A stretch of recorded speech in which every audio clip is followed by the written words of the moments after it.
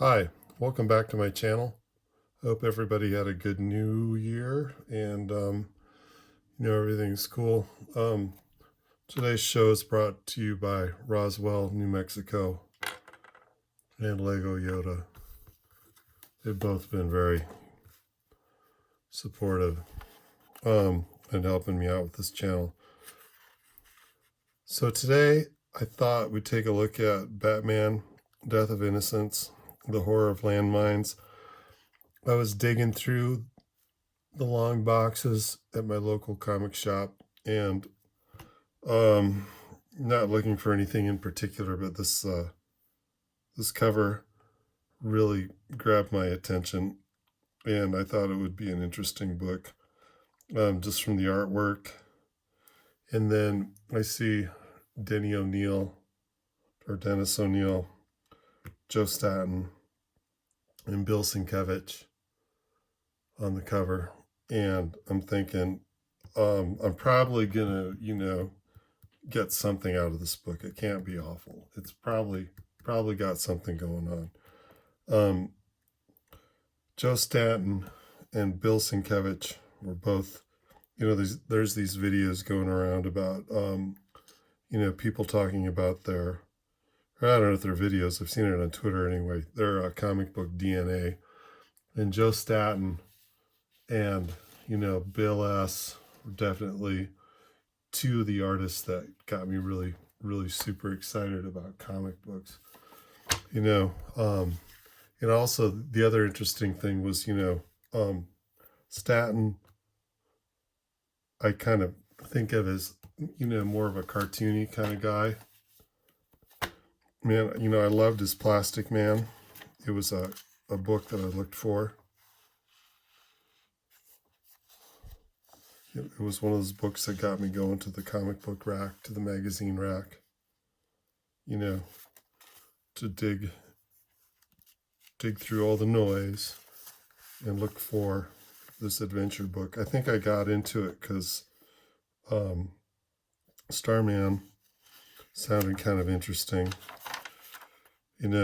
and Steve Ditko was doing the penciling. So I don't know, these stories might be something to look at. At the time, I didn't really care much for Steve Ditko's art. I just knew that he was the guy that was with Spider-Man at the beginning, and so that seemed like he must be kind of an important artist. But I just loved Stanton's Plastic Man and his woozy winks. It was just fun stuff. So I was buying Stanton stuff for a while.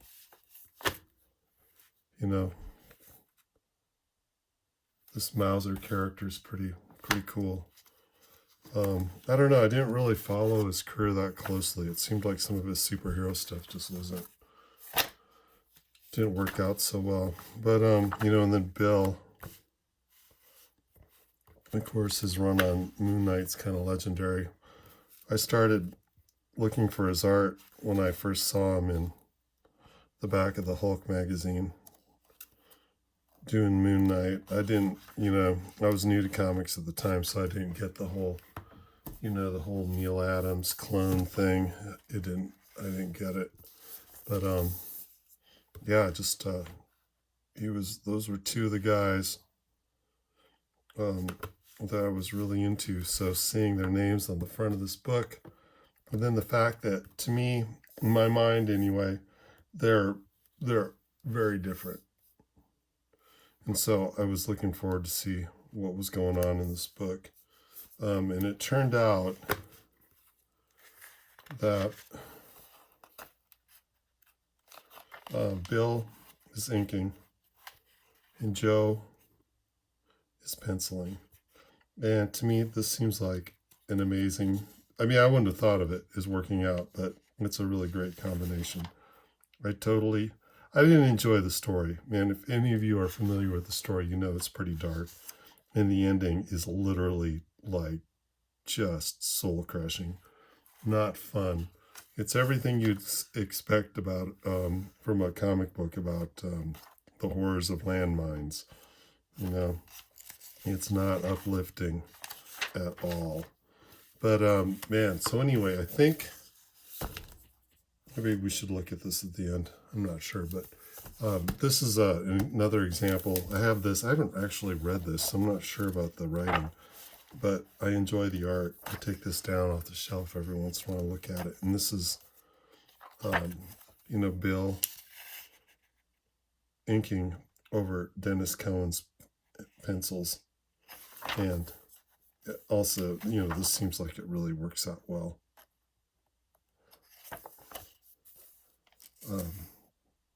You know, he keeps, his inking is kind of loose, maybe a little too loose for some people. I enjoy it. It seems like a lot of times inkers just kill, or I don't know, inking in general is just kind of leaves things a little cold. And I like the life that you get with in the images from Bill's work. Bill inking over people. I think it's pretty cool. But anyway, yeah, Death of the Innocents. It's a book that DC put out to help, I guess, Patrick Leahy raise awareness of the horrors of landmines. And man, they don't screw around. First page, there's a father and his two daughters. They're cruising down the road, and some Balkan-like state, I suppose. And they hit a landmine. It's horrible. It's bad. Turns out the husband was working for Bruce Wayne, and his wife is not too happy with him.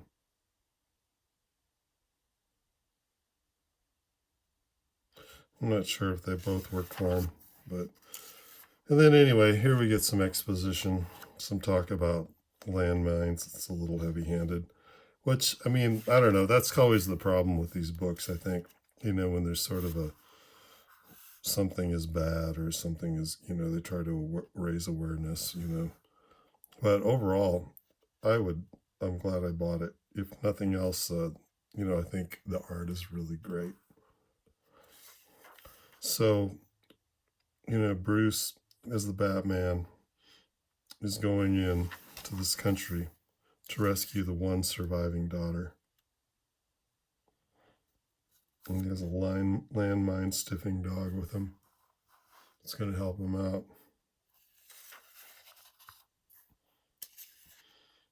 And, of course, one of the bad guys shoots his dog. And, you know, of course, he doesn't take Batman out.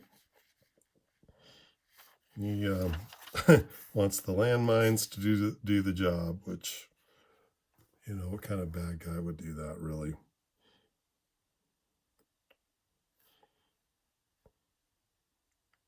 But,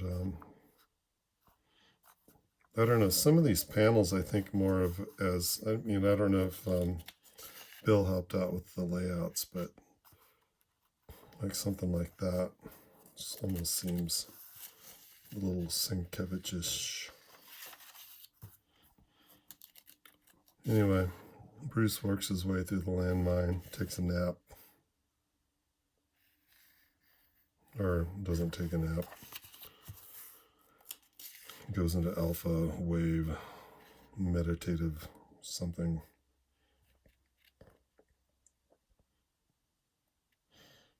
But he's looking for the surviving daughter.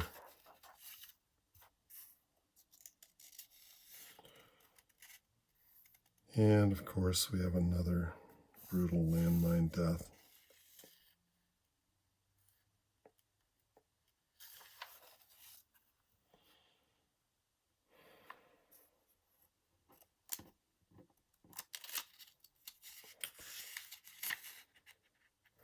I like these bold lines. They're just Jeep tracks, but somehow,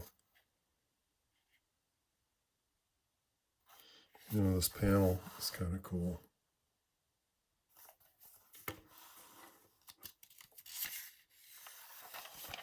And I don't know how much of this we need to look at, really. I think you kind of get the idea.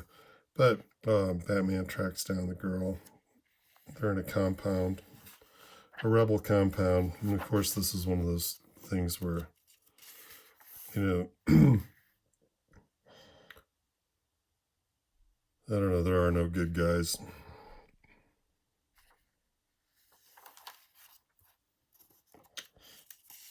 And Batman is not using a gun to kill, but he's using the gun to take out the landmines.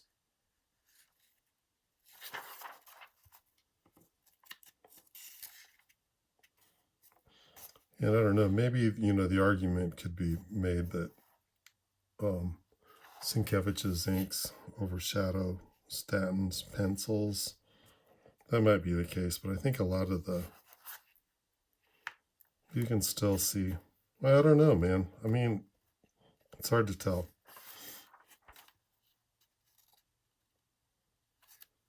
I've never been a big fan of the Batman cape horns, whatever they're called. But anyway, this is the leader of this operation. She's the lady that's been laying down the landmines. Batman confronts her, and of course she has, you know, her side of the story. It's the only way they can fight the evil, you know, strong man in the country. So again, the good guys are just as bad as the bad guys. So they track down, you know, he figures out what the girl is. Or maybe he hasn't yet. But they've taken the girl out into a landmine. They're going to walk, they want them to walk through the landmine. I don't know, stuff like that. I mean, I know you need to have it in a story, but it's still, you know, why don't they just shoot them?